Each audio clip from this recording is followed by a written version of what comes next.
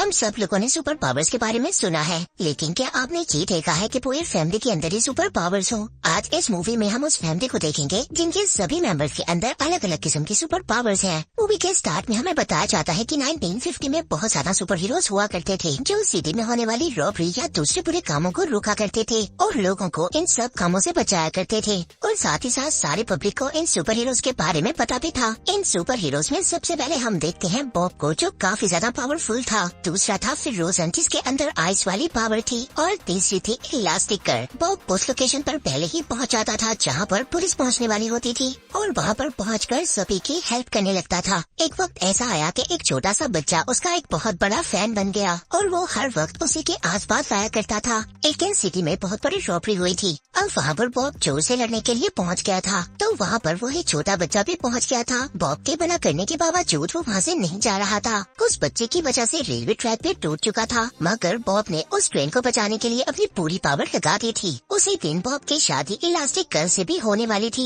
Bob ने एक दिन एक आदमी को सुसाइड करते हुए बचा लिया था, मगर उस इंसान को बॉब का ये काम बिल्कुल भी पसंद नहीं आया था और इसी वजह से आहिस्ता आहिस्ता सभी लोगों ने सुपर हीरोज को बुरा मानना शुरू कर दिया। गवर्नमेंट की तरफ से सभी सुपर हीरोज को बैन कर दिया गया। अब वो पब्लिक के सामने नहीं आ सकते थे। अब इसी वजह से उन लोगों को चुप कर रहना था। अब इस मूवी की स्टोरी पहुंच जाती है 15 साल आगे, जहां पर गवर्नमेंट ने एक ऐसी ऑर्गेनाइजेशन बनाई थी जहां पर सुपर हीरोज को जॉब मिल सके। ये ऑर्गेनाइजेशन सुपर हीरोज को जॉब मिलने के लिए हेल्प किया करते थे और बॉब भी एक इंश्योरेंस कंपनी के अंदर जॉब कर रहा था। मगर बॉब अपनी इस जॉब से बिल्कुल भी खुश नहीं था। वो हर वक्त अपने बॉस की डांट सुना करता था और अब बॉब की एक फैमिली भी थी। एक दिन इलास्टिकर यानी कि बॉब की वाइफ को स्कूल से कॉल आती है कि उसके बेटे ने टीचर के साथ बदतमीजी की है। यहाँ पर इन दोनों की एक बेटी भी दिखाई जाती है जिसका नाम है वॉयलन और इसकी ये पावर थी कि ये इनविजिबल हो सकती है। अब जब रात को सभी लोग बैठकर डिनर कर रहे होते हैं तो इलास्टिकर बॉब से कहती है कि तुम अपने बेटे को समझाते क्यों नहीं हो, इसने आज भी अपनी टीचर के साथ बदतमीजी की है। बॉब इन सभी बातों को सुनकर नजरअंदाज कर देता है और अपने रूम में चला जाता है। तभी यहाँ पर इसके दोनों बच्चे आपस में लड़ना शुरू कर देते हैं। यहाँ पर हम ये भी देखते हैं कि बॉब और फ्रोजन अक्सर मिला करते थे और अब प्रेजेंट टाइम में ये बिल्कुल भी सुपर हीरोज नहीं है, मगर अब भी इनको अगर कोई भी गलत काम नजर आता था तो ये वहाँ पर पहुँच जाया करते थे। अब इन दोनों को ये पता चलता है कि बिल्डिंग में आग लग गई है। ये दोनों अपने सुपर पावर्स दिखाने के लिए उस बिल्डिंग में लोगों को बचाने के लिए चले जाते हैं, मगर ये काम इन्हीं पर भारी पड़ जाता है। वो लोगों को बचाते हुए एक शॉप के अंदर एंटर हो जाते हैं और तभी वहाँ पर पुलिस आ जाती है और उन दोनों को चोर समझ लेती है। अब जब बॉब घर वापिस आता है तो इलास्टिकर बहुत ज्यादा गुस्से में थी। वो अपने हस्बैंड यानी कि बॉब से कहती है कि जब तुम्हें मना किया गया है कि तुम्हें सुपर पावर्स किसी को नहीं दिखानी, तो तुम अपनी सुपर पावर्स का यूज क्यों करते हो? मगर बॉब अपनी वाइफ से कहता है कि ये तो हमारी ड्यूटी है, अगर हम ये काम नहीं करेंगे तो हमारे बदले काम कौन करेगा? मगर तभी इनकी ये फाइट देख लेते हैं इनके बच्चे। अब अगले दिन बॉब जब अपने ऑफिस जाता है तो अपने बॉस की बहुत ही बुरी बातें सुनता है, लेकिन इस बार बॉब को अपने बॉस की कोई भी बात बर्दाश्त नहीं होती। वो अपने बॉस को गले से उठाता है और दूर फेंक देता है,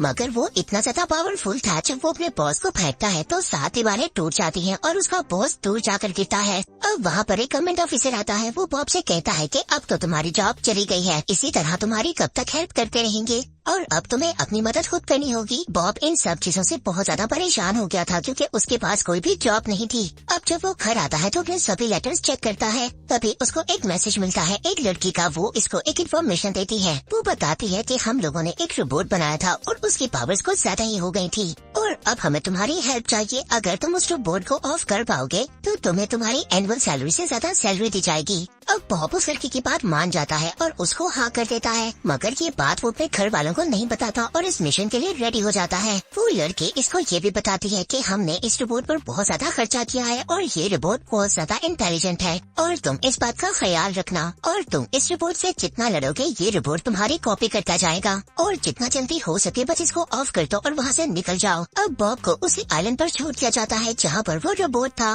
बॉब वहाँ पर उस रोबोट से लड़ने की बहुत ज्यादा कोशिश करता है, मगर वो रोबोट तो बहुत ज्यादा आउट ऑफ कंट्रोल हो चुका था। वहाँ पर वो रोबोट बॉब को मारने ही वाला था, मगर बॉब ने बड़ी ही चालाकी से उसके कुछ सिस्टम को खराब कर दिया था, जिसकी वजह से वो रोबोट अब खुद ही पर अटैक कर रहा था। अब बॉब अपने मिशन में सक्सेसफुल हो गया था और वो रोबोट खराब भी नहीं हुआ था बल्कि ऑफ हो गया था।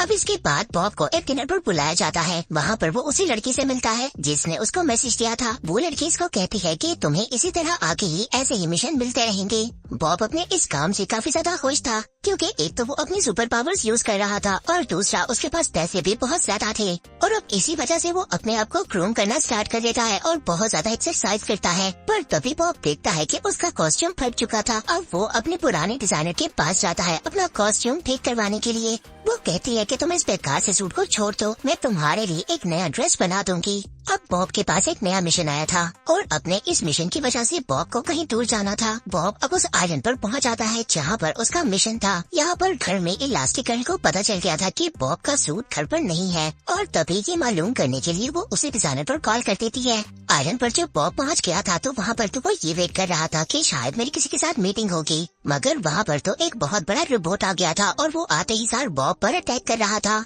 और उस रोबोट के साथ एक लड़का भी था। ये वही लड़का था जो 15 साल पहले छोटा सा बच्चा था और वो बॉब का बहुत बड़ा फैन था और उसको बॉब ने डांट कर वहाँ से भगा दिया था। वो लड़का बॉब को काफी ज्यादा हाइट करता है और कहता है कि आज से 15 साल पहले तुमने मेरी हेल्प करने से इनकार कर दिया था और आज मैं इतना ज्यादा सक्सेसफुल हूँ कि तुम्हें ही हरा सकता हूँ। बॉब अपने आप को बचाते हुए पानी में कूद जाता है और जब वो केव के जरिए पानी से बाहर आता है तो उसको पता चलता है कि उसके साथी को भी इसी लड़के ने मारा है। दूसरी तरफ इलास्टिक गर्ल वही डिजाइनर से मिलती है। वो डिजाइनर अब इलास्टिक गर्ल को उसकी पूरी फैमिली की कॉस्ट्यूम दिखाने लगती है कि तुम्हारे बच्चों के अंदर जैसी पावर्स हैं उसी के अकॉर्डिंग मैंने उनके कॉस्ट्यूम बनाई है और ये हमेशा उनके साथ रहेंगे। तुम भागो दौड़ो या इनविजिबल हो जाओ या कुछ भी करो। अब बॉब अपनी जान बचाते हुए वापस से उसी जगह पर आ जाता है जहाँ पर वो लड़का रहा करता था। अब ये बड़ी चालाकी से उस जगह पर पहुँच जाता है जहाँ पर बहुत बड़ी स्क्रीन थी और वहाँ पर एक पासवर्ड लगा हुआ था और वहाँ पर आकर बॉब को ये बात पता चलती है कि इस इरा में जितने भी सुपर हीरोज थे सभी को इस लड़के यानी कि सिंड्रोम ने मार दिया है। वहीं पर दूसरी तरफ इलास्टिक गर्ल ये सोच रही थी कि बॉब पता नहीं कौन सी मुसीबत में फंस गया है और वही लेडी डिजाइनर उसकी हेल्प करती है और उसको एक गैजेट देती है और कहती है कि ये एक ऐसा गैजेट है जिससे तुम पता लगा सकती हो कि बॉब कहाँ पर है। अब जैसे ही इलास्टिक गर्ल उस गैजेट का बटन प्रेस करती है बॉब के पास सिग्नल पहुँच जाता है और उस जगह की गन मशीन बॉब पर अटैक कर देती है। इलास्टिक गर्ल को ये बात पता चल गई थी कि बॉब किसी न किसी मुसीबत में है। कॉस्ट्यूम लेकर पैकिंग कर वहाँ से जाने वाली थी, लेकिन उसी वक्त दोनों बच्चे भी ये देख लेते हैं कि उनकी मदर कहाँ पर जा रही है और फिर हम इलास्टिक गर्ल को एक जेट में देखते हैं। वो वहीं पर पहुंचने वाली थी जहाँ पर से उसको सिग्नल मिल रहे थे। वहाँ पर सिंड्रोम ने बॉब को पूरी तरह से बंदी बना लिया था। यहाँ पर इलास्टिक गर्ल को पता चलता है कि जेट के अंदर उसके दोनों बच्चे भी साथ आ गए थे और वहाँ पर इलास्टिक गर्ल जहाँ से गुजर रही थी वो उन लोगों को इन्फॉर्मेशन देती है कि ये एक कमेंट जेट है तो आप लोग इस पर अटैक मत करें। अब ये बात सुनते ही सिंड्रोम वहाँ पर उसके जेट पर फायर कर देता है। इलास्टिक गर्ल अपनी बेटी से कहती है कि जल्दी से अपना कवर बनाओ, मगर वो ऐसा नहीं कर पाती और तभी वहाँ पर ब्लास्ट हो जाता है। मगर इलास्टिक गर्ल अपने दोनों बच्चों को बचा लेती है और वो तीनों पानी के ऊपर गिर जाते हैं। वहाँ पर बॉब को सिंड्रोम पर बहुत ज्यादा गुस्सा आ रहा था। बॉब के पास वहीं पर वो लड़की भी आ जाती है जिसने बॉब को सारी इन्फॉर्मेशन दी थी। बॉब कहता है कि मैं इस लड़की को मार दूंगा। सिंड्रोम कहता है कि तुम मुझे मार दो, मुझे कोई फर्क नहीं पड़ता। दूसरी तरफ हम इलास्टिक गर्ल को देखते हैं जो अब अपने बेटे की हेल्प से इलास्टिक गर्ल अपने बेटे की हेल्प लेती है और खुद को एक बोट बना लेती है। अब